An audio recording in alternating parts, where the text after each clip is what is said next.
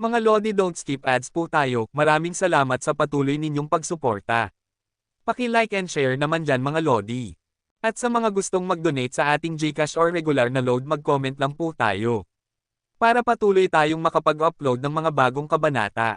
Marami pong salamat. Subaybayan natin ang kwento ng isang kabataang nangarap para sa kanyang mga mahal sa buhay. Mula sa pinakamahina tungo sa pinakamalakas. Alamin natin ang kwento ng kanyang buhay. Kabanata 2511 hanggang Kabanata 2520. Kabanata 2511. My Lord, naging pabaya tayo sa digmaang ito kaya't nabigyan ng pagkakataon ng mga puwersa ng Chanchuan region na magkaroon ng kalamangan. Ngunit kung iisipin nilang kaya nilang harangin ang Kang Clan gamit lamang ang isang malakas na Holy Wheel Emperor, isa iyong kahibangan. Ito ang malamig na sabi ni Kang Jinyo, isa sa 10 henyo ng emperador.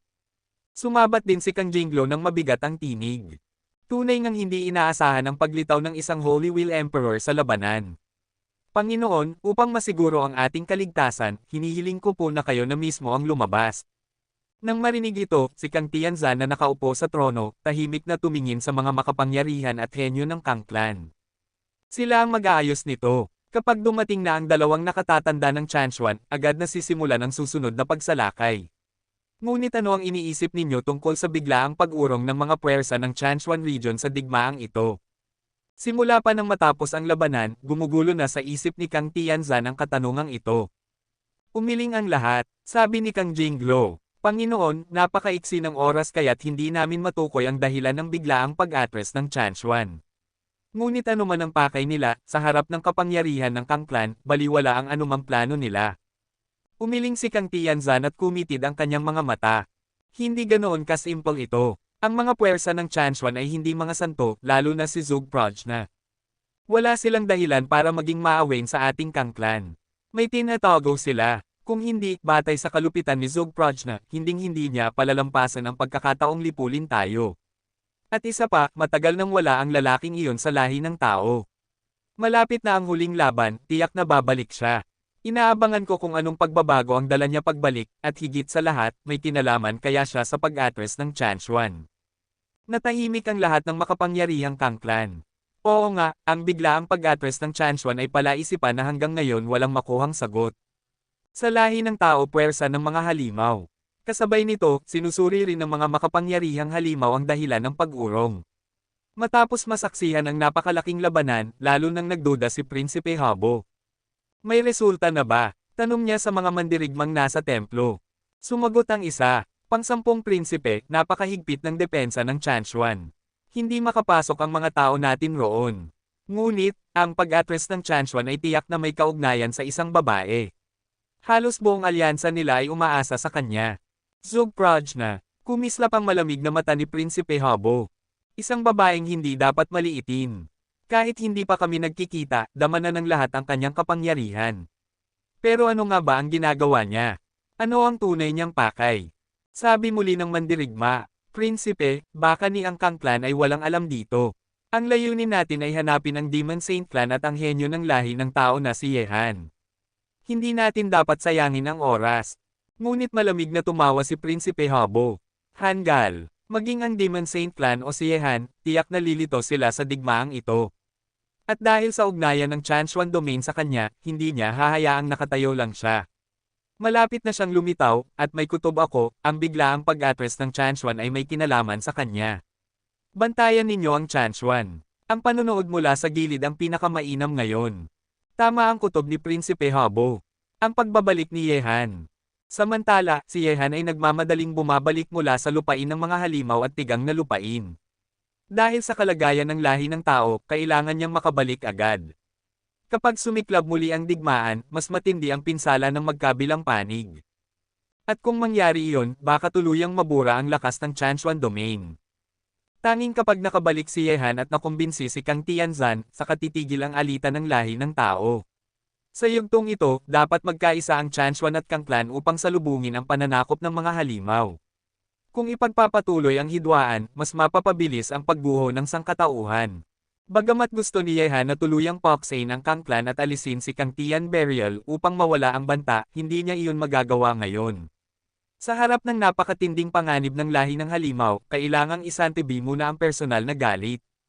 Ang kabuuang kaligtasan ang pinakamahalaga.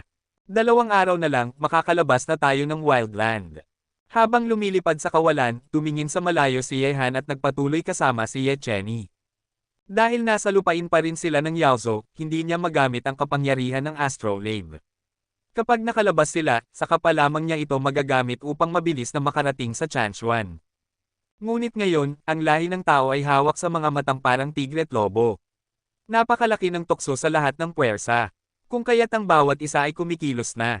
Ngayon, tiyak na ang lahi ng halimaw at ang lahi ng mga demonyo ay parehong nakatuon na rin sa tao.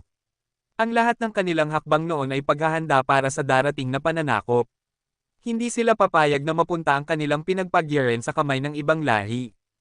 Dahil dito, ang nakatagong krisis na kinakaharap ng lahi ng tao ay tunay na nakakatakot. Paano sila makaliligtas sa pagitan ng dalawang higanti? Isa itong napakahirap na tanong. Celestial Domain Kang Clan. Sa mga oras na ito, dumating na sa Celestial Domain ang mga makapangyarihang tauhan ng Kang Clan. Dalawa silang lahat, kapwa mga nasa antas ng Holy Wheel Emperor Realm.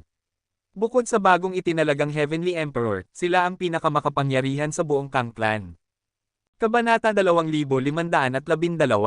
Noong hindi pa kailangan ng pamilyang Kang, ang dalawang makapangyarihang banal na gulong na emperador na ito ay hindi kailanman lumalabas, at buong pusong nagsasanay lamang, nagsisikap na maabot ang hangganan upang makapasok sa antas ng makalangit na emperador. Ngunit sa sandaling ito, dahil sa kinakaharap na sitwasyon ng pamilyang Kang, napilitan silang lumantad. Dahil sa pagdating ng dalawang ito, kahit si Kang Tianzan ay kinailangang bumangon upang sadyain silang salubungin. Sa bulwagang iyon, naroon din ang 10 henyo ng emperador ng pamilyang Kang at marami pang makapangyarihang tao upang tanggapin ang dalawang panauhing ito. Ang langit na Zan ay bumabati sa dalawang nakatatanda ng Chanchuan. Wika ni Kang Tianzan habang dahan-daang lumalapit.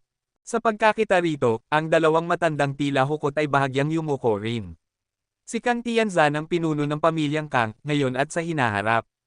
Ang bagong tayong emperador ng pamilyang Kang ay hindi na kailangan pang umupo bilang pinuno, sapagkat ang kanyang pag-iral ay para protektahan ang buong pamilya, hindi upang pamunuan ang lahat ng bagay. Ako'y Ginoo, ang digmaan upang sakupin ang lahing tao ay kailangan na lamang ng huling labanan. Ngayon na nandito na kaming dalawa, kailan sisimulan ang labang ito? Tanong ng dalawang nakatatanda ng Chanchuan matapos maupo. Sa pagkakarinig nito, nanatiling kalmado si Kang Tianzan at nagsabi. Ngayong dumating na ang dalawang nakatatanda, hindi na pwedeng ipagpaliban pa ang digmaang ito. Sa tulong ninyong dalawa, tiyak na mawawasak ang alyansa ng Chanchuan Domain sa pagkakataong ito. Ang kapangyarihan ng dalawang banal na gulong na emperador ay sapat upang lumunin sila. Jinglo, ihanda ito, ipagpatuloy natin ang labanan laban sa Chanchuan Domain bukas. Tumanggaw si Kang Jinglo, subalit sa sandaling iyon, isang makapangyarihang kasapi ng pamilyang Kang ang pumasok mula sa labas ng bulwagan. Yumukod siya kay Kang Tianzan at nagsabi, Panginoon, may balitang mula sa Chanchuan Domain, naghahangad sila ng pansamantalang tigil putukan, at bukod pa rito, humiling si Zhou Prajna ng muling pagkikita. Sa pagkakarinig nito, napakunot ang noo ng lahat ng malalakas na kasapi ng pamilyang Kang. Napangisi si Kang Tianzan at nagsabi, Noong nakaraang labanan, bigla na lang umurong ang lahat ng puwersa ng Chanchuan Domain. Inisip ko na may iba pa siyang plano. Hindi ko akalaing hihiling siya ngayon ng tigil putukan at gustong makipagkita ulit. Panginoon, baka may panlilin lang. Mariing sabi ni Kang Jinglo, sapagkat naloko na sila ni Zhou Prajna noong nakaraan. May iba pa ba siyang ipinaabot mula sa Chanchuan Domain? Tanong muli ni Kang Tianzan. Sabi ng malakas na tao mula sa pamilyang Kang. Nais daw ni Zhou Prajna na isauli ng Panginoon ang pabor na nawala sa isang digmaan. Kung papayag ang Panginoon, magkikita kayo sa lumang lugar makalipas ang 3 araw. Unti-unting lumamig ang mukha ni Kang Tianzan at nagsabi. Talagang matalinong babae. Mukhang napag-isipan na niya ang hakbang na ito noong nakaraang digmaan pa lamang. Sadyang umurong upang bawasan ang pinsala ng ating pamilyang Kang at upang magkaroon ako ng utang na loob sa kanya. Ngayon, ginagamit niya ang pabor na iyon para mapapayag ako sa kanyang kahilingan. Muling nagsalita si Kang Jinyo. Panginoon, si Zhou Prajna ay isang napakatusong babae. Maaari nating baliwalain ito. Sa digmaan, walang pabor, tanging panalo o pagkatalo lamang. Ang digmaan ay likas na malupit, panalo o talo, buhay o kamatayan. Sagot ni Kang Tianzan.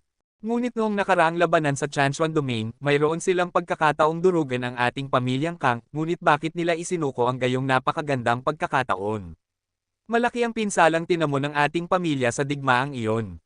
Hindi na sila dapat malulugmok ng ganoong bigat kung haharapin tayo ngayon. Si Zog Prajna ay tiyak na nauunawaan ang katotohanan ito. Kaya ano nga ba ang dahilan ng kanyang naging pasya noon? Sa mga salitang iyon, natahimik ang buong bulwagan. Totoo ngang palaisipan iyon, ngunit hindi na nila ito napag-isipan ng malalim dahil muli silang haharap sa Chanchuan Domain. May kutob ako, kailangan kong makipagkita muli kay Zog Prajna. Ang babaeng ito ay hindi isang banal. Para sa isang malamig at walang pusong gaya niya, ang gumawa ng desisyong ito ay tiyak na dahil sa isang matinding dahilan. Gusto kong malaman ang tunay niyang dahilan. Ipinakita na ng mga salitang iyon na sumang-ayon si Kang Tianzan na makipagkita kay Zog Prajna. Bukod pa rito, ngayong napakalakas na ng pamilyang Kang, maliban na lang kung makikialam ang pinakamakapangyarihan, wala siyang dapat ikatakot. Kaya naman, kahit ang mga henyo ng 10 emperador at iba pang makapangyarihan ay hindi tumutol. Una, tiyak na nasa kanila ang panalo sa laban. Pangalawa, gusto rin nilang malaman kung bakit isinuko ng Chanchuan Domain ang pagkakataon noong nakaraang digmaan. Maging ang dalawang nakatatanda ng Chanchuan ay hindi rin tumutol. Sa kanilang lakas, basta't hindi sila haharap sa isang makalangit na emperador, walang makapipigil sa kanila. Anumang sabuatan ng Chanchuan Domain ay madudurog sa ilalim ng kanilang kapangyarihan. Iwinagayway ni Kang Tianzan ang kanyang kamay at nagsabi. Ipaabot sa babaeng iyon na hihintayin ko siya sa lumang lugar makalipas ang 3 araw.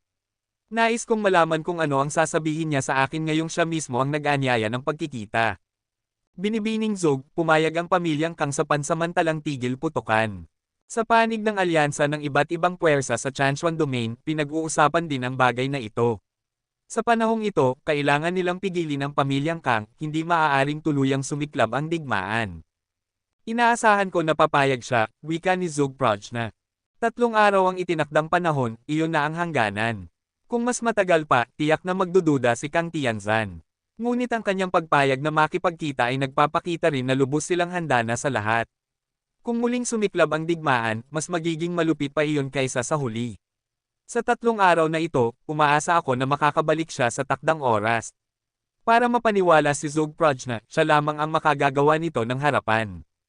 Alam na alam ni Zog Prajna na si Kang Tianzan ay hindi kailanman magtitiwala sa kanyang mga salita. Sa mata ng mundo, si Zog Prajna ay isang tuso, mapanlin lang, walang pananampalataya, at kayang gawin ang lahat ng bagay, kaya mahirap siyang paniwalaan. Ngunit si Yehan ay naiiba. Para kay Kang Tianzan, higit ang bigat ng pananalig niya kay Yehan kaysa kay Zog Prajna. 3 araw, sapat na iyon para makabalik ang batang iyon. Buntong hininga ng Patriarka Qin Sheng. Ngayong pumayag na si Kang Tianzan sa tigil putukan, ang lahat ay naghihintay na lamang sa pagdating ni Yehan. Bagaman sa pangalan ni Zog Prajna ang pagkikita, masasabing si Yehan talaga ang nagtakda ng pulong kay Kang Tianzan. Kabanata 2513. May galaw ba sa Chanchuan Domain? Sa lugar kung saan nananatili ang mga makapangyarihan ng templo, si Prinsipe Habo ay patuloy na nagmamasid sa alyansa ng iba't ibang puwersa sa Chanchuan Domain at sa Kang Clan. Ang dahilan kung bakit siya interesado sa Kang Clan ay dahil labis ang kanyang interes kay Kang Tianberiel. Ngunit bukod dito, ang pagbabantay niya sa mga puwersa ng Chanchuan Domain ay dahil nais niya malaman ang dahilan kung bakit biglang umatras ang mga ito sa nakaraang digmaan, at higit sa lahat kung kailan muling magpapakita si Yehan. Sabi ng isang malakas na tao mula sa templo, ika-10 prinsipe, sa ngayon ay walang anumang pagkilos mula sa Chanchuan Domain, at si Yehan ay hindi pa nagpapakita. Ngunit 2 nakakatakot na Holy Will Emperor mula sa Kang Clan ang dumating. Sa 100% katiyakan, masasabi kong ipagpapatuloy ng Kang Clan ang digmaan laban sa Chanchuan Domain upang agad nilang sakupin ang buong lahi ng tao. 2 Holy Will Emperor, pinaikit ni Prinsipe Habo ang kanyang mga mata at nagsabi, maliban sa Emperador ng Langit, sila na ang pinakamalakas na puwersa ng Kang Clan. Ngayon na lumitaw silang lahat, ang digmaan ng Kang Clan at ng alyansa ng Chanchuan Domain ay tiyak na muling sesabog. Sa loob ng 2 o kahit 1 araw, tiyak itong mangyayari. At ang digmaang ito ang tunay na magpapasya sa kahihinatnan. Kung titingnan, ang biglaang pag-atras ng Chanchuan noon ay isang bagay na kailangang alamin. Ngunit hindi alam ni Prinsipe Habo na ang kanyang iniisip ay hindi nangyari. Lumipas ang 2 araw sa kapayapaan ang buong mundo ng tao. Ang tensyon ng digmaan ay tila hamina dahil sa katahimikan. Ang ganitong katahimikan ay tila ilusyon na hindi madaling maunawaan. Dahil dito, lalong lumalim ang pag-aalala ni Prinsipe Habo. 2 araw na ang lumipas ngunit wala pa ring malakihang labanan at maging ang templo ay hindi matukoy ang dahilan. Ano ang nangyayari? Ika-10 prinsipe, ang kasalukuyang sitwasyon kung saan payapang namumuhay ang lahi ng tao ay kakaiba. Dumating na ang mga malalakas ng Kang Clan, imposible na magpatuloy silang maghintay ng walang ginagawa. Mayroong kakaibang nangyayari rito, seryosong wika ng malakas na tao mula sa templo. Alam din ni Prinsipe Habo ang puntong ito, ngunit ang tanong ay, anong pagbabago ang darating? Isa na namang palaisipan ang gumugulo sa kanya. Pinaikit niya ang mga mata at nagsabi, patuloy ninyo silang bantayan. Hindi ako naniniwalang palagi silang magiging kalmado. Kahit gaano pa katalino ang isang lobo, lilito at lilito pa rin ang tunay na pakay. 3 araw na itinakdang tigil putukan. Ngayon ay 1 araw na lang ang natitira bago ang pulong. Bukas na muling magtatagpo sina Zug Banroo at Kang Tianzan. Sa ngayon, parehong nag-aantay ng matiisin sina Zug Prajna at Kang Tianzan para sa pulong bukas. Ngunit ang oras ay mabilis lumilipez. Pagsikat ng araw, nagtungo na si Zug Banroo sa hangganan ng Chanchuan Domain at Chanji Domain, kasama ang maraming makapangyarihan ng Chanchuan bilang proteksyon. Dito sila huling nagkita. Ngunit matapos ang huling malaking digmaan, ang hangganan ng Chanchuan at Chanji Domain ay winasak at naging tigang na lupa. Sa kabilang panig, si Kang Tianzan ay umalis din patungo sa lugar ng pulong, ngunit 2 lamang ang kasama niya, ang 2 matandang Holy Wheel Emperor ng Chanchuan. Sa lakas ng 2 ito, hindi na kailangang mag-alala si Kang Tianzan sa puwersa ng Chanchuan Domain. Ika-10 prinsipe, may galaw na ang Chanchuan Domain, at ang Kang Clan ay patungo rin sa hangganan ng Chanchuan at Chanji Domain. Tila nagkasundo na sila bago pa man ito. Pagkarinig nito, kumislap ang mga mata ni Prinsipe Habo habang hawak ang tasa ng tsaa. Dahan-dahan niya itong ibinaba at nagsabi, sabay silang umalis. Sino-sino ang mga pumunta? Sabi ng malakas na tao mula sa templo, maging si Zug Prajna ay lumabas mula sa Chanchuan Domain, at mula naman sa Kang Clan ay si Kang Tian Beriel. Mukhang mayroong mga sikreto sa pagitan ng 2 babaeng ito na hindi natin alam. Nagningning ang mga mata ni Prinsipe Habo at nagsabi, kaya pala walang galaw nitong mga araw. Pero nakapagtataka, ano ang dahilan kung bakit pansamantala silang nagkasundo? At sabay pa silang pupunta sa parehong lugar, sa parehong araw. Ika-10 prinsipe, ano ang gagawin natin ngayon? Tanong ng malakas na tao. Dahan-dahang tumayo si Prinsipe Habo at nagsabi habang nag-iisip, kung may kakaiba, mayroong lihim. Nakakalungkot lang dahil mahina pa ang ating puwersa sa kasalukuyan, ngunit dapat pa rin tayong maghanda. Makikisali tayo at titingnan kung anong mga plano ang niluluto ng 2 babaeng ito. Samantala, sa hangganan ng Chanchuan at Chanji Domain, narating na nina Zog Banroo at ng kanyang mga kasama ang lugar, ngunit hindi pa dumarating si Kang Tian Beriel. Ngunit biglang umalo na parang tubig ang kawalan, at mula sa nagbago at baluktot na espasyo, 3 anino ang lumitaw. Sila ay sina Kang Tianzan at ang 2 matanda ng Chanchuan mula sa Kang Clan. Hehe, Zog Prajna, tila ngayon ay mas maagap ka kaysa dati. Hindi na kita kailangang hintayin, wika ni Kang Tianzan habang bumababa mula sa kawalan kasama ang 2. Ngumiti si Zog Prajna at nagsabi, noon, kayo ang nakipagkasundo sa akin. Ngayon, ako naman ang nagtakda ng oras ng pagpupulong. Siyempre, hindi ko hahayaan na kayo pa ang maghintay. Kumpiyansa si Kang Tianzan habang naglakad kasama ang 2 matanda. Tiningnan niya ang mga makapangyarihan ng Chanchuan Domain na tila nagbabantay, at nagsabi, matagal ko nang hinahangaan ang iyong pagkatao. Kaya't dumiretso na tayo. Sabihin mo ang pakay mo. Ngumiti si Zog Banroo at nagsabi, hanggan ko rin ang inyong katauhan. Sa katunayan, magkatulad tayo. Ang pagkakaiba lang ay mas malupit ako kaysa sa inyo, at mas kilala sa pagiging walang awa.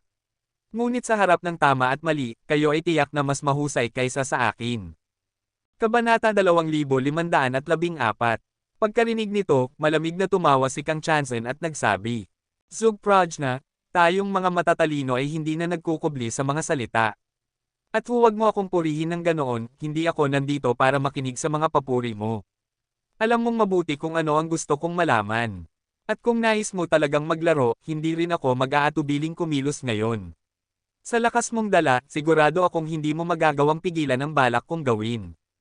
Sa mga salitang iyon, agad na nakatutok ang mga mata ng lahat ng makapangyarihan mula sa Chanchuan domain na nasa likuran ni Zhug Banroo. Simula nang dumating si Kang Chanzen kasama ang dalawang nakatatandang Chanchuan, hindi na nawala ang pagbabantay ng mga ito. Sapagkat ang dalawang nakatatandang Chanchuan ay nasa antas ng dalawang dakilang Holy Wheel Emperor. Madali para sa kanila na gumawa ng kahit anong bagay dito, at walang sino man ang makakahadlang. Ngunit kahit alam nilang may dalawang halimaw ng kapangyarihan ang kasama ni Kang Chanzen, napilitan pa rin ang mga makapangyarihan ng Chanchuan domain na humarap sa kanya, hindi lamang para sa kanilang sarili kundi para sa kinabukasan ng buong lahi ng tao. Panginoon, bakit ba kayo nagmamadali? Dahil si Praj na mismo ang nakipagkasundo sa inyo upang magkita rito, natural lamang na bibigyan ko ng sagot ang alinmang pagdududa ng Panginoon, kalmadong sagot ni Zhug Banroo. Marahil ang iniisip ng Panginoon ay kung bakit umatras ang Chanchuan noong nakaraang labanan kahit nasa ating panig ang kalamangan. Totoo iyan, diretsahang tugon ni Kang Chanzen. Hindi ko itinatanggi na may mga salik na nagdala ng kahinaan sa aming kangklan noong nakaraang digmaan, ngunit kilala kita, Zhug Prajna. Hindi ka isang banal na puspos ng habag. Sa mga pamamaraan at estratehiya mo, dapat ay sinira mo na kami hanggang sa huli, kahit anong halaga pa. Pero hindi mo ginawa, umatras ka. Alam mong walang mabuting ay dudulot iyon sa iyo. Ano ang dahilan? Ngumiti si Zhug Prajna at nagsabi. Naisip mo na ba na ang ginawa ko ay para sa ikabubuti ng dalawa nating panig? Hindi ako banal, mas akma sa akin ang bansag na Shirya. Pero kahit isang katulad ko ay nakakaunawa kung alin ang makabubuti o makakasama. Kung ipagpapatuloy pa natin ang laban, wala tayong mapapala kundi bigyan ng pagkakataon ang iba. Kaya't sa pagitan ng dalawa, pinili kong isantabi ang personal na galit. Isantabi ang personal na galit. Malamig na tumawa si Kang Chanzen. Zhug Prajna, inaakala mo bang maniniwala ako riyan? At ang sinasabi mong kapakinabangan para sa ating dalawa, lalo akong hindi naniniwala. Ang totoo, wala ka ng lakas upang baguhin ang sitwasyon. Sa ilalim ng patayan ng Kang Clan, wasak na ang lahat sa inyo. Marahil hindi pa lubos na nauunawaan ng Panginoon ang nais kong iparating, sagot ni Zhug Prajna. Ano ba ang iniisip ninyo tungkol sa kasalukuyang sitwasyon ng lahi ng tao? Lumapad ang ngiti ni Kang Chanzen at buong yabang na nagsabi. Ang kasalukuyang sitwasyon. Kayo ay wasak, at ang Kang Clan ang magiging pinuno ng buong daigdig ng tao. Kami ang may hawak ng lahat ng lupain. Iyan ang katapusan ng lahi ng tao. Maaaring ganoon ang iniisip noon, sagot ni Zhug Prajna. Ngunit sa digmaang pinangunahan ng Kang Clan, ilang malalakas na puwersa ng tao ang nawasak. Ngayon, maliban sa Kang Clan at sa amin, mayroon pa bang ibang malalaking puwersa sa lahi ng tao? Sumimangot si Kang Chanzen. At hindi ba't maganda iyon? Walang puwersang makakalaban pa sa Kang Clan. Tama, mahina na ang lahi ng tao, tugon ni Zhug Prajna. Ngunit iniisip ba ng Panginoon na palalampasan ng ibang lahi ang pagkakataong ito? Ang lupaing ito ay sagrado at puno ng yaman, isang napakalaking piraso ng tinapay na matagal nang pinagnanasaan ng iba. Ano sa tingin ninyo ang mangyayari kung salakayin tayo ngayon? Sa mga salitang iyon, kumislap ang malamig na galit sa mukha ni Kang Chanzen. Ang lupa ng tao ay ang mundong itinakda niyang sakupin, at walang sino man ang pwedeng makipag-agawan dito. Ano ba talaga ang nais mong sabihin? Malamig na tanong ni Kang Chanzen. Iniisip mo bang sasalakayin ng ibang mga lahi ang lahi ng tao ngayon? Bakit hindi? Sagot ni Zhug Prajna. Sa ngayon, pinakamahina ang lahi ng tao. Hindi mangmang ang ibang mga lahi, ito ang pinakamainam na oras upang lusubin tayo. At huwag kalimutan, Panginoon, nagsimula na silang gumawa ng hakbang, nagbubukas ng daan para sa susunod na pananakop. Wala silang dahilan upang umatras. Ngunit nais kong ipaalam sa Panginoon na ang tunay na panganib ngayon ay hindi mula sa Demon Race, kundi mula sa Yaozu. Naging lalong malamig ang mga mata ni Kang Chanzen. Walang saysay ang mga salitang walang patunay, Zhug Prajna. Bakit ako maniniwala sa iyo? Wala na kayong pag-asa sa digmaang ito, at ginagamit mo lang ito para pahabain ang oras bago kayo tuluyang maglaho. Sumagot si Zhug Prajna. Panginoon, sinabi ko na ang katotohanang nais mong malaman. Sa ngayon, pinagtutuunan na ng Yaozu ang lupain ng tao. Anumang oras, maaaring sumalakay ang mga hukbo ng 8 maharlikang pamilya. Ang ating pagtatalo ay dapat nang matapos. Kung magpapatuloy ito, kahit masira man ng Kang Clan ang aming puwersa, gaano kayo kasigurado na magtatagumpay kayo laban sa Yaozu? At higit pa riyan, bukod sa Yaozu, may Demon Clan at God Clan pa. Sigurado ka bang hindi rin sila may engganyo sa lupain ng tao? Sa mga salitang iyon, bahagyang nag-iba ang anyo ng mga nakatatandang Chanshuan sa likod ni Kang Chanzan. Hindi nila maikikaila na makatwiran ang sinabi ni Zug Prajna, ngunit mahirap pa ring paniwalaan kung totoo ba ito. Zug Banroo, tunay kang tuso.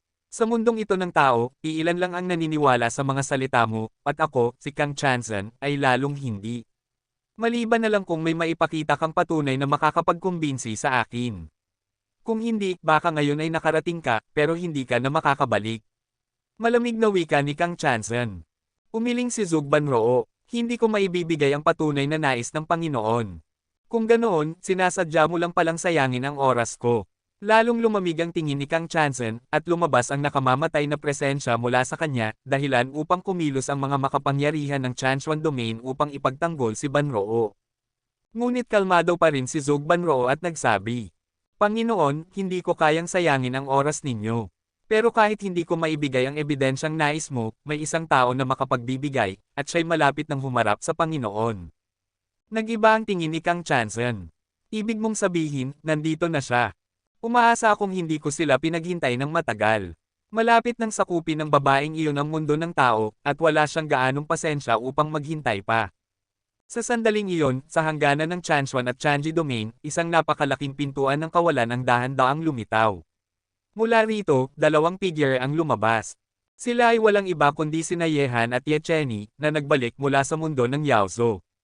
Huminga ng malalim si Yehan. Sa kanyang pagmamadali mula sa Yaozo pabalik sa mundo ng tao, hindi siya nagpahinga ni sandali. At ang unang hakbang niya, ang harapin si Kang Chanzan. Ang kasunduang ginawa ni Zug Prajna ay tunay na itinakda para sa kanya. Chenny, ito ang mundo ng tao. Marami kang makikilalang kaibigan dito. Halos kalahating taon na mula nang lisanin ni Yehan ang mundo ng tao. Sa 6 na buwan, napakaraming pagbabago ang naganap, at sa kanyang pagbabalik, natatakot siyang ang Kang Clan ay ganap nang nagsakop sa buong mundo ng tao. Kabanata 2515. Tinitigan ni Kang Tianzang ang kawalan sa malayo, iniisip niya kung talagang dumating na ba ang taong hinahanap niya. Ayon sa kanyang kaalaman, si Yehan ay nasa lahi ng mga halimaw pa rin. At dahil alam niya ito, kampante si Kang Tianzang na wala pang inihahandang sikreto si Yehan. Kaya't naglakas loob siyang salakayin ang mga puwersa ng lupalop ng Chanshuan ng walang pag-aalinlangan. Ang lahat ng mga makapangyarihan sa lupalop ng Chanshuan ay nakatingin din sa paligid ng kawalan. Ngayon, kung lilito lamang si Yehan, maaaring siya na ang magtatakda ng lahat. Siyempre, kung makakabalik si Yehan ngayon sa lahi ng tao, magbabago ang lahat. Sa kanilang pagtitig, dalawang itim na liwanag ang biglang bumilis mula sa malayong kawalan, at unti-unting lumitaw ang anyo ng dalawang nilalang. Nang makita ito, nakahinga ng maluwag ang lahat ng malalakas mula sa Chanshuan Domain. Sa wakas, bumalik din ang batang iyon. Kumikislap ang mga mata ni Kang Tianzang, nakatitig sa lalaking itinuring niyang karibal sa buong buhay niya, ang henyo ng buong lahi ng tao, si Yehan. Siya lamang ang tanging tao na kayang pagpugaya ni Kang Tianzang. Sa loob ng 6 na buwan na pagkawala ni Yehan, naging kahanga-hanga ang tunggalian sa pagitan ni Kang Tianzang at Zug Banroo. Ngunit sa kabila nito, ang tunay na nais ni Kang Tianzang ay ang makipagdulo kay Yehan para sa pamumuno ng lahi ng tao. Ang pakikipagtunggali kay Yehan ay hindi lamang laban ng talino, kundi laban din ng tapang. Ito ang uri ng labang tunay na inaasahan ni Kang Tianzang. Sa huli, kahit gaano katalino at kahusay ang estratehiya ni Zug Prajna, isa pa rin siyang karaniwang tao. Sa usapin ng lakas, hindi siya sapat para kay Kang Tianzang na isang batang Panginoong makapangyarihan. 9 na tribulasyong kataas-taasan, mukhang malaki nga ang ipinagbago niya mula nang galing sa lahi ng mga halimaw. Bulalas ni Kang Tianzang. Sa kanyang mga mata ay muling sumiklab ang matinding pagnanais na lumaban. Sa pagbabalik ni Yehan bilang 9 na tribulasyong kataas-taasan, muli niyang naramdaman ang matagal nang nakatagong alab ng kanyang puso, ang hanggaring makipaglaban. Ang lahat ng makapangyarihan sa Chanshuan Domain ay namangha rin. 9 na tribulasyon. Ang bilis ng pag-angat niya. Bulong nila. 6 na buwan pa lamang ang nakararaan, nang umalis si Yehan sa lahi ng tao bilang ikalawang tribulasyong kataas-taasan.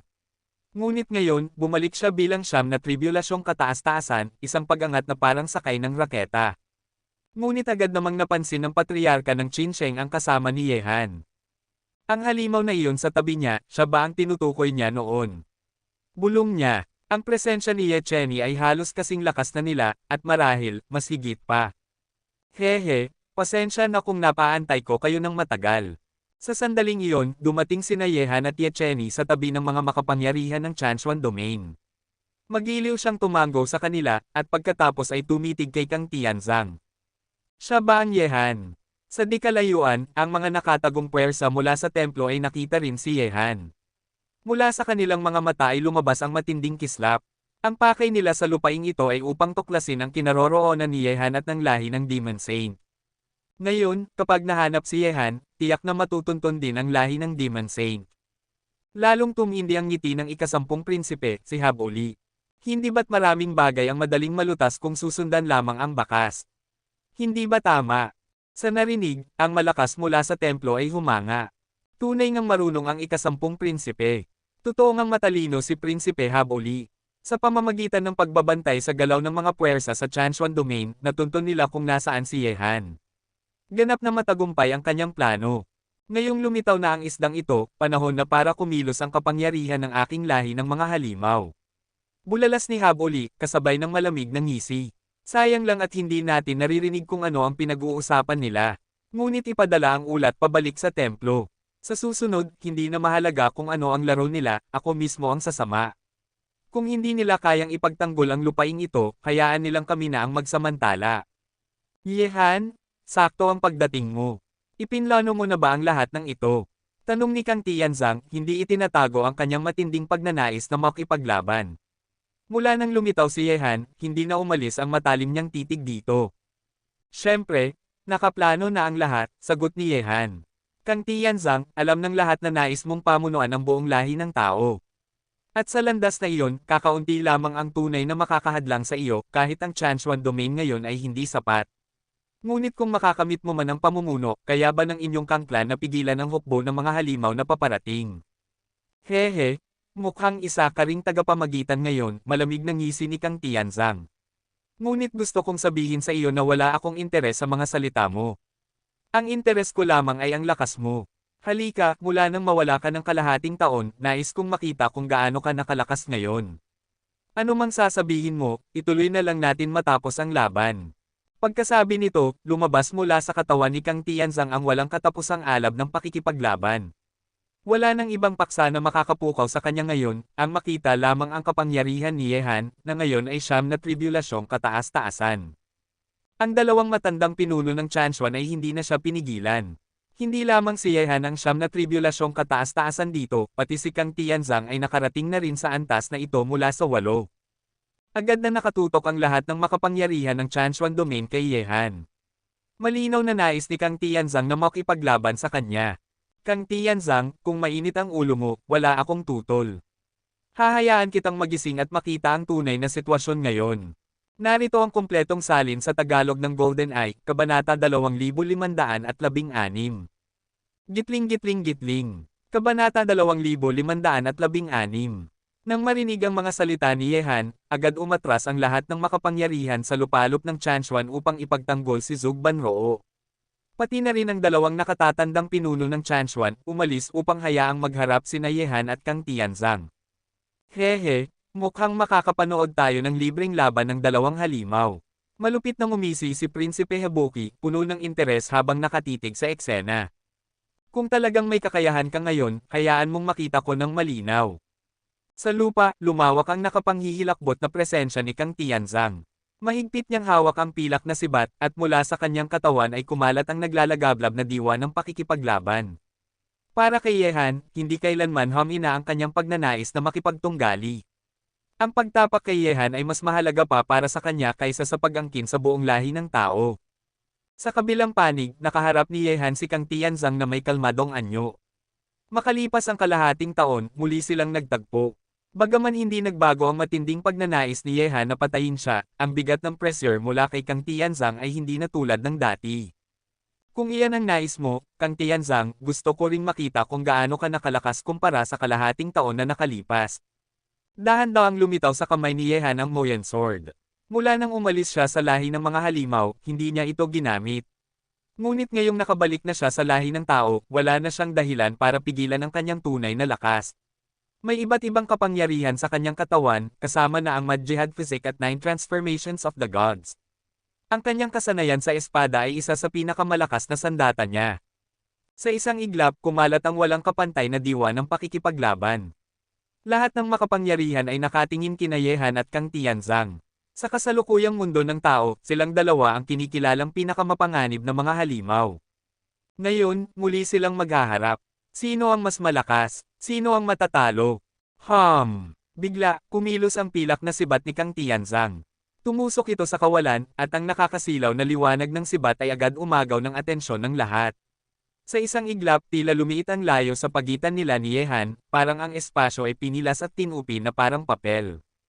Kahit si Yehan ay nakaramdam ng bahagyang pagkabigla. Ang bilis ng sibat ni Kang Tianzang ay hindi na kayang ipaliwanag ng salita, isang atake na kayang pumatay nang hindi ka man lang makakagalaw.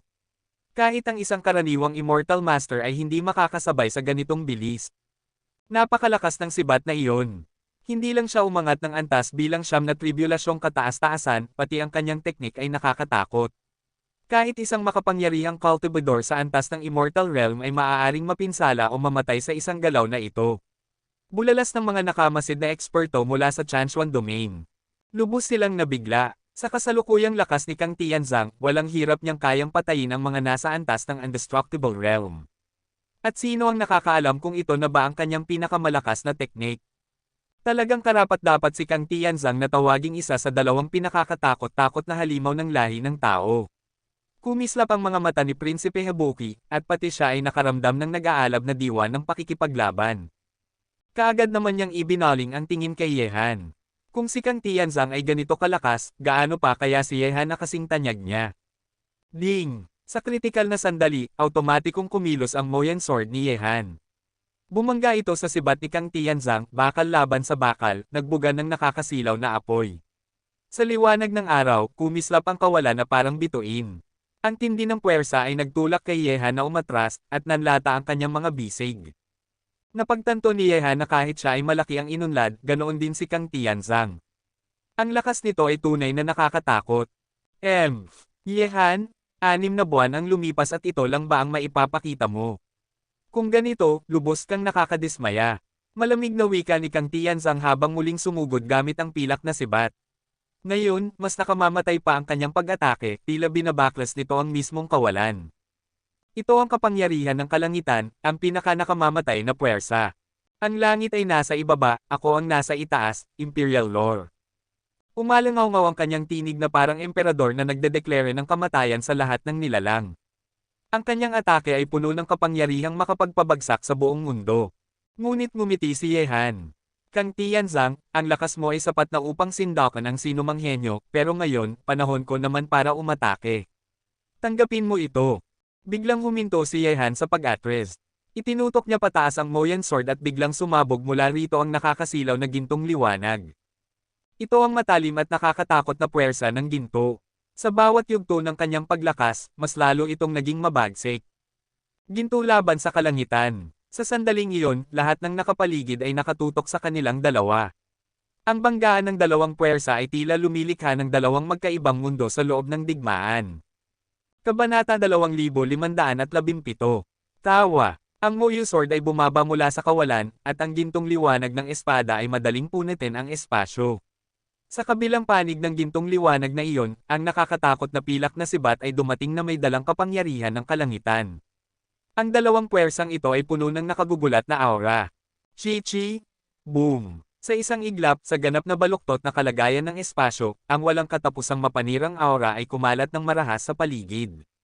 Ang lupa sa ilalim ng kanilang mga paa ay lumubog ng halos 100 metro ang lalim. Ang sinumang mahuli roon ay tiyak na madudurog at mamamatay. Selyo ng Diyos, Kang Ming. Gayunpaman, sa gitna ng pagragasa ng mapanirang aura, kapwa sina Yehan at Kang Tianzang ay hindi gumalaw. Sa banggaan ng galaw na ito, pantay ang naging resulta nila. Muling naramdaman ni Yehan ang nakakatakot na lakas ni Kang Tianzang. Sa isang iglap, ang liwanag ng sibat na may dalang aura ng kamatayan ay lumusot mula sa kapaligiran ng pagkawasak, at tila walang hanggan sa paningin ni Yehan. Ang kapangyarihan ng ginto niya ay bahagyang napigil. Ngunit sa sandaling iyon, ang ikatlong sibat ay muling dumating, mas mabagsik at mas nakamamatay kaysa sa nauna.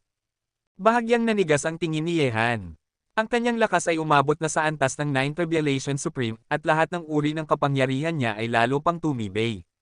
Ngunit may isang puwersa pa rin na hindi niya kayang supulan laban kay Kang Tianzan. Ngunit kahit hindi niya kayang daijin ang panlabas na lakas ng kalaban, mayroon pa rin siyang lihim na sandata, ang puwersa ng kapalaran na direktang umaatake sa kaluluwa. Heaven Burial, subukan mo itong teknik ko. Pagkasabi pa lang ng mga salita, kumalat ang puwersa ng paglikha ni Yehan sa buong espasyo, tumatagos sa bawat sulok. Kahit si Kang Tianzan ay hindi kayang hadlangan ang kapangyarihang ito na sumalakay sa kanyang isipan.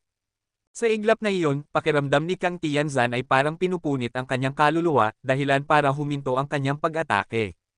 Napakabilis ng pagkakataon, at sa kritikal na sandaling ito, ang Moyan Sword ni Yehan ay tumagos na sa katawan ni Kang Tianzan.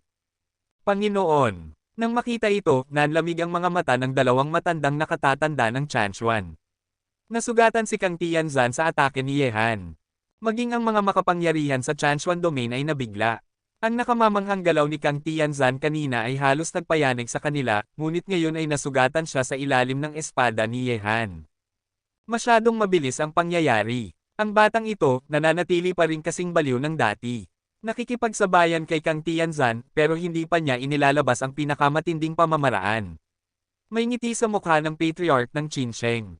Alam niya ang tunay na pinakamalakas na teknik ni Yehan, ang pagsasabay ng katawan at clone, na tunay na bangungot para sa sinumang kalaban.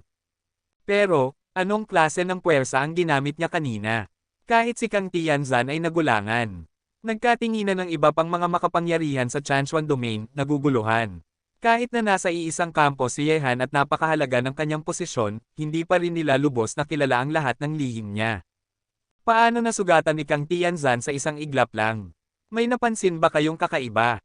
Nakasimangot ang kilay ni Prinsipe Habo, ngunit dahil sa layo ng distansya, hindi niya nadama ang eksaktong puwersang ginamit ni Yehan. Sabi ng isang makapangyarihan sa templo, ika-10 prinsipe, gumamit siya ng mahiwaga at misteryosong kapangyarihan. Narinig ko na si Yehan ay mayroong iba't ibang puwersa sa loob ng kanyang katawan, bagay na napakabihira sa buong kontinente ng Diyos at Diablo. Pagkarinig nito, kumislap ang mga mata ni Prinsipe Habo at nagsabi, mukhang hindi pa natin siya ganap na kilala. Sa nakikita, mas nakakatakot pa ang lakas niyang ito kaysa kay Kang Tianzan. Pero mas nakaka-excite yan.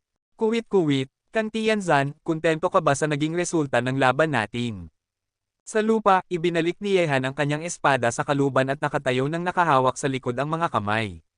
Sa katawan ni Kang Tianzan ay may matalim na sugat mula sa espada, at patuloy pang dumadaloy ang dugo.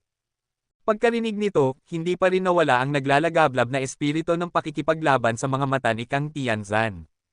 Kung hindi dahil sa kapangyarihang ginamit mo kanina, sa tingin mo ba gaano kalaki ang tsansa mong talunin ako?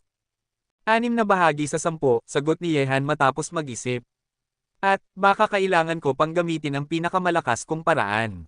Kasi tanging ikaw lang ang nakakaalam kung may nakatago ka pang ibang lihim na teknik, Kang Tianzan. Hehe, mabuti. Sa pagkakataong ito, ikaw ang panalo, at tanggap kung natalo ako. Ngunit ang tunggalian nating ito ay hindi matatapos sa isang laban lang. Itatandaan ko ang espadang ito, at sa susunod, ibabalik ko ng doble. Bagaman nakangiti si Kang Tianzan, ang ngiting iyon ay nagdadala ng ginaw na dumadaloy hanggang buto. Kabanata 2518. Hoy, gusto ko talaga ang mga babaeng may personalidad.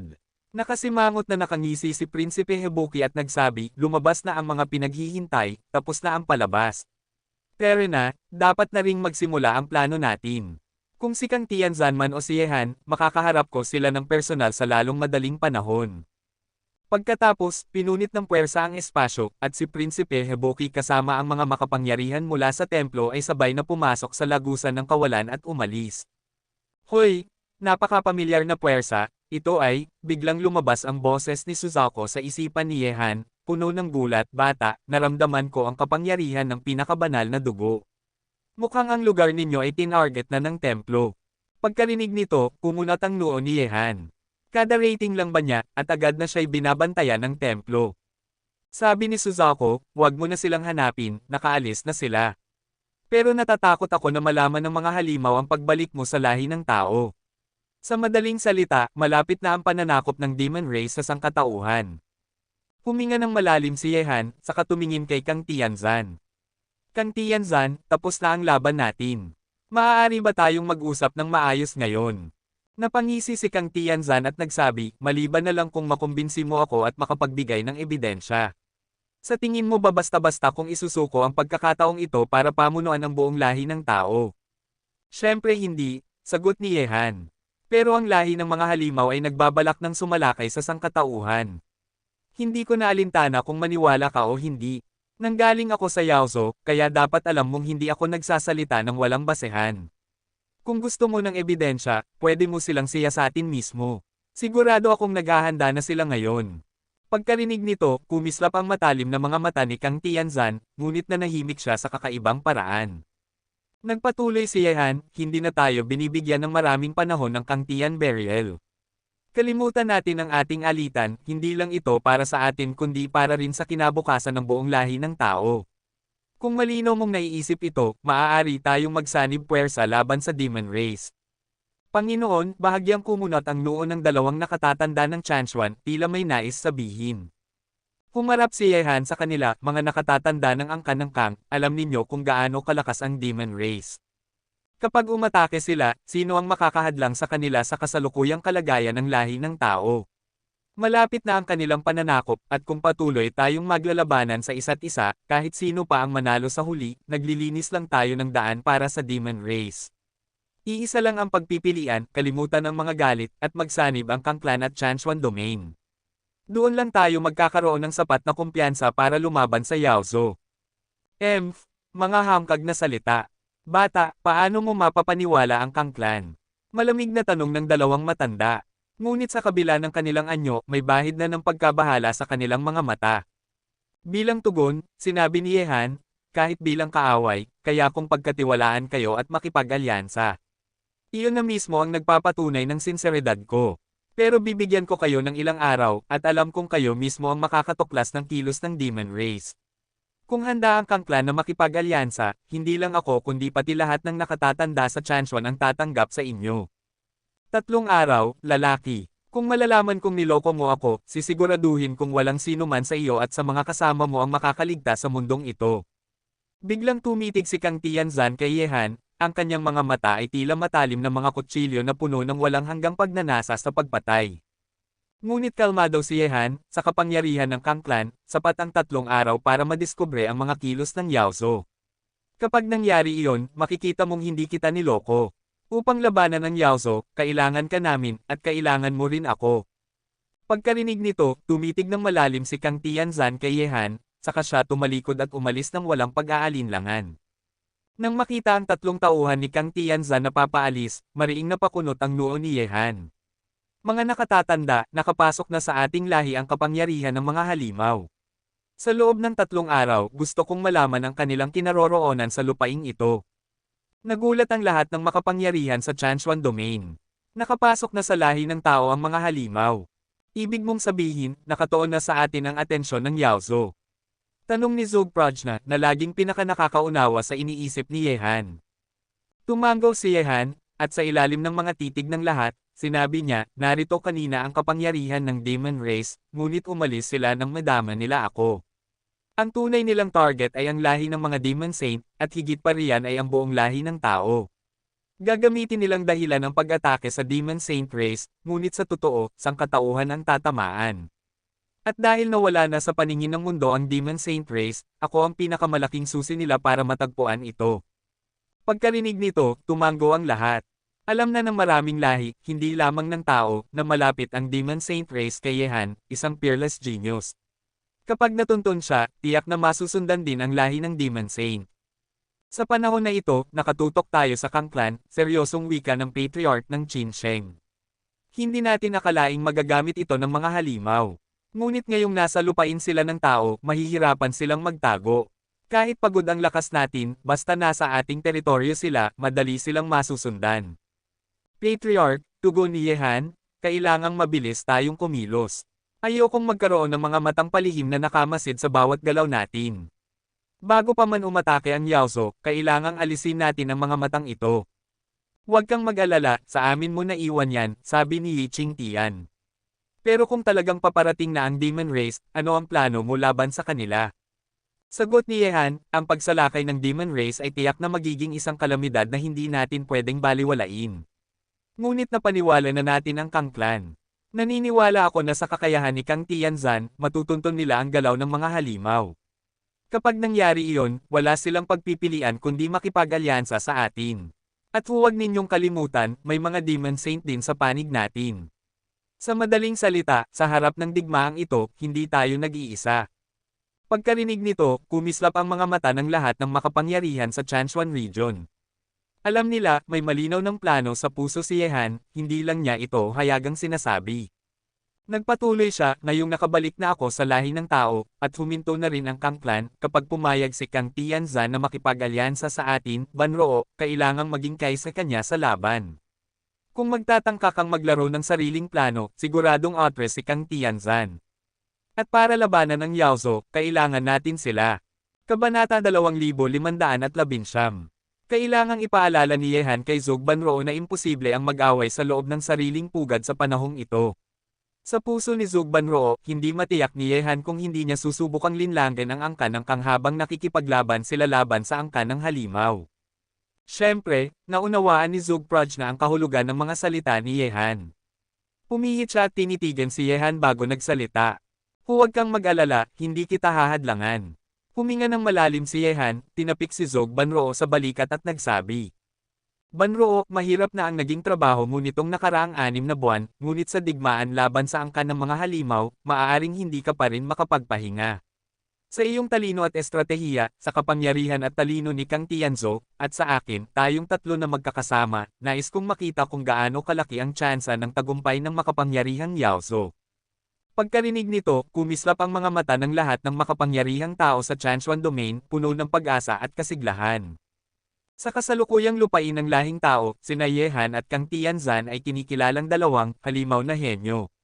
Sila ang kinikilalang mga pinuno ng lahat ng batang henyo ng lahi ng tao, mga walang kapantay na talento. At si Zhou Prajna, kahit walang lakas na taglay sa pakikipaglaban, sapat ang kanyang talino upang sindakan ang sinumang henyo. Ang kanyang pag-angat, kasama ng kanyang kasalukuyang reputasyon sa lahi ng tao, ay hindi na rin nalalayo kina Yehan at Kang Tianzan. Ngayon, ang tatlong halimaw na ito, isang lalaki at 2 babae, ay magsasanib puwersa. Anong kahangahangang larawan iyon? Ngumiti si Zhou Banroo at tumingin kay Yehan. Nasasabik akong makita kung paanong ikaw, ako, at siya ay magsasama at lilikha ng dambuhalang alon. May lilista kaya ito sa kasaysayan ng lahi ng tao? Hehe. Ang mga susunod na henerasyon ang huhusga roon. Sagot ni Yehan ng may bahagyang ngiti. Pagkatapos, siya'y lumisan na parang hangin. Mga kasama, pupunta ako sa Tianshu Domain. Sa loob ng 3 araw, babalik ako sa Chanchuan Domain. Pag-alis ni Yehan, natural na sumunod si Ye Chenny. Ang dahilan ng pagpunta ni Yehan sa Tianshu Domain ay para kay Ye Qing, na natutulog ng halos kalahating taon. Ngayon na nakamtan na niya ang Fairy Amethyst, ang una niyang gagawin ay ibalik sa normal si Ye Qing. Hehe, tuwing bumabalik ang batang ito, palaging nababawasan ang bigat na pasan ng lahat. Mga kasama, tukuyin na natin ang mga mata ng angkan ng halimaw dito sa lupain ng lahi ng tao. Matapos magsalita ng may ngiti ang Patriarch Qin Sheng, ang lahat ng makapangyarihan sa Chanchuan Domain ay umalis kasama si Zhou Prajna. Ngayon na nakabalik na sila sa lupain ng tao, yaong mga malapit ng makatawid sa tribulation sa mundo ng Dao ay hinayaan ni Yehan na lumabas at sumubok, sabay-sabay ang 2 panig. Makalipas ang wala pang 1 oras, lumitaw si Yehan na may hawak na astrolabe sa Yaoqi Palace ng Tianshu Domain. Pagmasid niya sa muling itinayong Yaoqi, hindi napigilan ni Yehan na maging emosyonal. Ang kasalukuyang Yaoqi ay muling nabuo sa dating anyo. Kung patuloy na umunlad ng mapayapa, sa pamumuno ni Yao, ang makapangyarihang emperador ng banal na gulong, tiyak na magiging matatag muli ang Yaoqi. Ngunit ikinagulat ni Yehan ang makapal na tao sa paligid ng Yaoqi, karamihan ay mga batang babaeng cultivador. Sa mga hagdang paakyat sa Yaoqi, sunod-sunod na mga babaeng cultivador ang nagpupunyaging makaakyat. Karamihan sa kanila ay wala pang 25 ang edad. Tanging matapos mapasa ang hagdang iyon at makatawid sa huling pagsubok ay maaari silang maging alagad ng Yaoqi. Oo, ang nasaksihan ni Yehan ay ang pagtanggap ng Yaoqi ng mga bagong alagad. Mula nang bumalik si Yao sa Yaoqi, inanunsyo na niya ang pagtanggap ng mga disipulo, at ang kapangyarihan ng kanyang tawag ay sadyang napakalakas. Dahil sa pag-anunsyo ni Hiyaw, dumagsa ang napakaraming babaeng cultivador mula sa buong Tianshu upang sumali sa pagsusulit ng Yaoqi. Napakunot ang noo ni Yehan. Hindi niya inasahang ganitong tanawin ang bubungad sa kanyang pagdating sa Yaoqi. Gayunpaman, hindi siya napansin ng iba dahil nakatuon ang lahat sa pagsusulit ng Yaoqi. Ang dami ng kababaihang kalahok ay hindi maitikaila, at ilan sa kanila ay may pambihirang talento at lakas. Hindi ko inaasahan na ganito kabilis kumilos ang babaeng iyon. Ngunit kahit magdagdag siya ng sariwang dugo sa Yaoqi, sa harap ng darating na pananalakay ng Yaozo, kulang pa rin iyon. Lihim na bulong ni Yehan. Mainit ang paligid ng Yaoqi, mahigit 10,000 kababaihan ang nakilahok, at napakaraming manunood ang nagtipon. Nakatingin si Yehan mula sa likod ng karamihan. Pagkaraan ng ilang sandali, nawalan siya ng interes. Kung dati, tiyak na may inggit siya sa mga nakapasok sa pagsusulit. Ngunit ngayon, mula sa kanyang pananaw, bukod kay Hiyaw at sa Panginoon ng Banal na Palasyo, si Lianin, wala nang sinuman sa Yaoqi ang makakahadlang sa kanya. Hindi nakabilang sa kanyang paghanga ang Yaoqi. Kaagad siyang nagtungo sa paanan ng bundok ng Yaoqi. Ayaw niyang gambalain ang pagsusulit at nais na pumasok ng hindi napapansin. Hindi na maaaring maantala pa ang tungkol kay Yeching. Tumigil ka. Sa araw na ito, hindi pinahihintulutang pumasok ang sinuman sa Yaoqi. Malamig na sambit ng dalawang disipulo ng Yaoqi nang makita si Yehan. Mga dalaga, nais ko lamang ipagbigay alam sa Panginoon ng Banal na Palasyo. Hindi mo ba narinig ang sinabi ko? Kahit sino ka pa, ngayong araw ay bawal ang sinuman sa Yaoqi na pumasok. Malamig at matalim ang aura ng dalawang disipulo, tila yelong tumatagos. Kabanata 2520. Nakita ito ni Yehan kaya't siya ay napakunot noo. Sa kasalukuyan niyang reputasyon sa lahi ng tao, hindi na marami sa Yaoqi ang hindi nakakakilala sa kanya. Ngunit ang hindi niya alam ay nagdagdag din ang Yaoqi ng mga bagong dugo bago ito, at ang pagbabantay sa pintuan ng bundok ay natural na ipinagkatiwala sa mga bagong disipulo. Ang mga disipulong Yaoqi na nakaligtas sa massacre ng angkan ng Kang-Angsyang Gulugad ng Yaoqi ngayon, kaya't hindi na sila inaatasan sa ganitong gawain. Kaya para kay Yehan, hindi pamilyar ang mga disipulong nagbabantay sa pintuan ng bundok. Kahit narinig na nila ang pangalan niyang parang kulog mula sa lahi ng tao, hindi pa nila siya nakikita ng personal. Mga binibini, ayokong lumikha ng gulo. Gusto ko lang na ipaalam ninyo ang aking pagdating, malamig ngunit kalmadong wika ni Yehan. Hindi mo ba alam ang taas ng langit at lalim ng lupa? Nangangahas kang hamanin ang Yaoqi. Umalis ka na agad, kung hindi, huwag mo kaming sisihin kung magiging bastos kami. Malamig na tugon ng dalawang disipulo ng Yaoqi na may mapanuyang tingin kay Yehan. Sino nga ba sa lahi ng tao ang hindi nakakaalam na si Yaoqi ay may nakakatakot na kapangyarihan ng isang Saint Will Emperor? Sino ang mangangahas na magbigay gulo sa Yaoqi? Ngayong araw, papasok ako sa Yaoqi. Kung hindi ninyo ipapaalam, huwag ninyo akong sisihin kung puwersahan akong papasok. Unti-unting lumamig ang mukha ni Yehan. Sa kasalukuyan niyang katayuan, isang malaking pagpapakumbaba na ang sumunod siya sa mga patakaran. Ngunit ngayong muli siyang binabaliwala, kahit isang Diyos-Diyosan na yari sa luad ay magagalit, paano pa si Yehan? Napakalakas ng loob mo. Klang, biglang hinugot ng dalawang disipulo ang kanilang espada. Agad ding lumapit ang iba pang disipulo ng Yaoqi, isa-isang naglabas ng kanilang espada at malamig na nakatingin kay Yehan, pinalilibutan siya. Sa nakita, tunay na nena si Yehan. Gusto lamang niyang pumasok nang hindi gumagawa ng ingay, ngunit patuloy siyang hinaharangan. Pinipilit talaga siyang magalit. Lumayas kayo. Biglang umalangaw-ngaw ang isang malalim at dumadagandong na tinig sa harap ng pintuan ng bundok. Ang boses ay may kasamang nakakatakot na puwersa ng pananakot.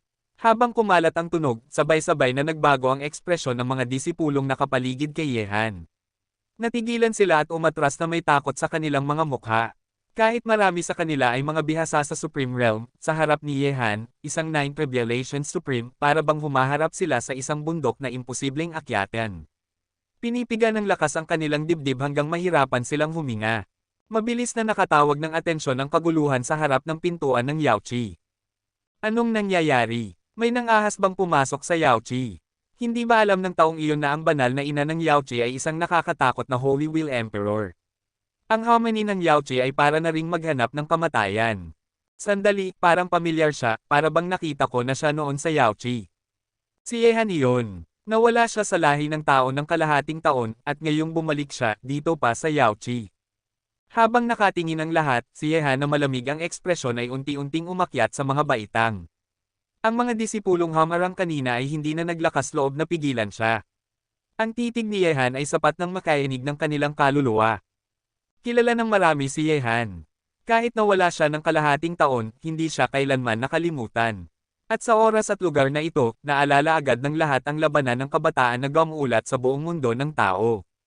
Noong nakaraan, mag-isa niyang hinarap ang 6 na nakakatakot na henyo sa listahan ng Heavenly Kings, sina Ye Gotcheng, Fen Qingtian, Feng Wushang, at iba pa, at lahat sila ay tinapakan niya. Walang nakatalo sa kanya. Ang kanyang kapangyarihang pandigma ay tunay na kahindik-hindik. At ang laban na iyon ang nagpasikat ng kanyang pangalan sa buong mundo. Ngayon, ang mga henyo sa listahan ay bahagi na lamang ng kasaysayan, ngunit si Yehan ay patuloy na nagpapatuloy at lumilikha ng mga himala. Sa kasalukuyang mundo ng tao, sapat na sina Yehan at Kang Chanbo upang tapakan ang lahat ng henyo. Siya ba talaga si Yehan? Narinig ng mga disipulong nagbabantay ang bulungan ng mga tao. Nanlaki ang kanilang mga mata. Hindi nila akalaing ang taong hinadlangan nila ay siya palang kinatatakutang henyo na bantog sa buong mundo. Noon pa man, hindi niya kinikilala ang mga makapangyarihang gaya ng Panginoon ng banal na palasyo o ng banal na ina. Ngayon, pinakita niyang may pasensya pa siya sa kanila, ngunit sila, bilang mga disipulong puno ng kaiabangan, ay hindi man lang nakakita kung sino talaga ang kaharap nila. Sa baitang patungo sa maladiwatang lupain, bumaba ang isang napakalakas na presyon. Ngunit para kay Yehan, ito ay parang wala lamang. Isa-isang hakbang niyang inaakyat ang baitang, at ang mga mata ng lahat ay sumusunod sa kanyang bawat galaw. Kahit ang mga dumaraan sa pagsubok sa baitang ay napapatingin sa kanya. Ang kanyang tindig ay para bang isang figure na aabutin lamang kung gugugulin ang buong buhay upang lampasan. Muling nasalayan ng lahat ang henyo na umalangaw-ngaw sa buong mundo. Walang makapipigil na humanga. Noon man o ngayon, ang matapang na pag-angat ni Yehan sa harap ng kahirapan ay karapat-dapat hanggan ng lahat ng kultibador. Hindi nagtagal, nabalitaan na ng buong Yaoqi ang nangyari. Nang paakyat na si Yehan at papasok na sa Yaoqi, lumabas ang Panginoon ng banal na palasyo kasama ang 3 banal na babae. Yehan, ikaw nga pala. Sabi ng Panginoon ng banal na palasyo na may gulat sa tinig nang makita ang binatang naglalakad. Bakit? Hindi ba't malugod akong tinatanggap ng Panginoon ng banal na palasyo? Malamig na tugon ni Yehan.